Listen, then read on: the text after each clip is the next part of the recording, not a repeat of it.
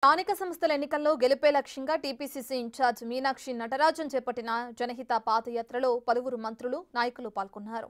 ఉమ్మడి రంగారెడ్డి జిల్లాతో పాటు రాష్ట్ర వ్యాప్తంగా వివిధ జిల్లాల నుంచి కాంగ్రెస్ శ్రేణులు పాదయాత్రకు తరలివచ్చారు.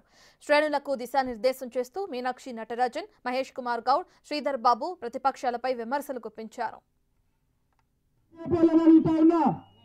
మీకు చిత్తశుద్ధి ఉంటే మాతోని కలిసి రండి, బలహీన వర్గాలకు సంబంధించి రిజర్వేషన్ ప్రక్రియలో కలిసి రండి. మీకు పాల్పైన ప్రేమ లేదు, వారికి చట్టసభలకు సంబంధించి చట్టాలు చేస్తే దాన్ని ఆమోదించే ధైర్యం లేదు.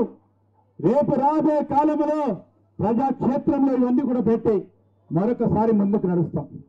ఈరోజు ఏమైనప్పటికీ ఈరోజు రంగారెడ్డి జిల్లాకు సంబంధించి చేవెళ్ల ప్రాణహితకు సంబంధించిన ఒక మంచి కార్యక్రమాన్ని కాంగ్రెస్ పార్టీ ప్రభుత్వంలో ప్రాణహిత చేవెళ్ల సాగునీటి ప్రాజెక్టు ఆపు చేసింది ఎవరు? టీఆర్ఎస్ ప్రభుత్వం, కేసీఆర్ గారి నాయకత్వంలో 42% ओबीसी रिजर्वेशन मिले, इसकी जी तोड़ लड़ाई आपके प्रदेश की सरकार कर रही है। हम सब लोग आप सबका भी आह्वान करते हैं, आने वाली 6 तारीख को हम सब बड़ी संख्या में दिल्ली जाएंगे और दिल्ली की संसद के बाहर बैठ के धरना करेंगे कि हम सबको जाति का न्याय मिलना चाहिए।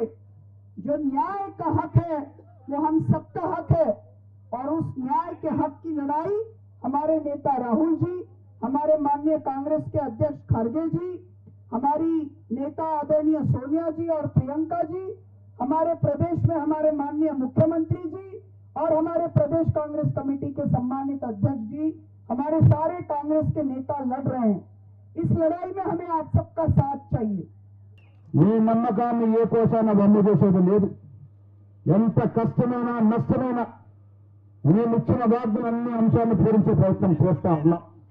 మీకు తెలియదు కాదు, కేసీఆర్ గారు 10 ఏళ్ల పాలనలో రాష్ట్రాన్ని ఎంత అప్పులో ముంచాడో మీకు తెలియదు కాదు. 7.5 లక్షల అప్పుల కూర్పులో ముంచిపోతే కూడా ఒకటొక్కటిగా తీర్చుకుంటూ ఎన్ని ఇబ్బందులైనా 6 గ్యారెంటీలు ఇచ్చే ప్రయత్నం చేస్తా ఉన్నాం. ప్రభుత్వంలోకి వచ్చిన మొదటిగా ఇచ్చిన ఉచిత బస్సు మొదలుకొని మొన్న ఇచ్చిన సన్న బియ్యాల వరకు, ఇప్పుడు ఇచ్చిన ఇందిరమ్మ ఇళ్ల వరకు, ఇప్పుడు ఇచ్చిన రేషన్ కార్డుల వరకు ప్రతి అంశంలో కాంగ్రెస్